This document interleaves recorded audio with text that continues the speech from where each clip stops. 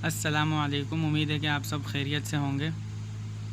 آج صبح سے کراچی میں بہت گرمی تھی، لیکن دوپہر کے 1 بجے کے قریب اچانک سے کالے بادل آ گئے اور اس کے ساتھ جو ہے بہت تیز گرد آلود ہوائیں چلنا شروع ہو گئیں، جیسا کہ آپ یہ ویڈیو میں دیکھ سکتے ہیں۔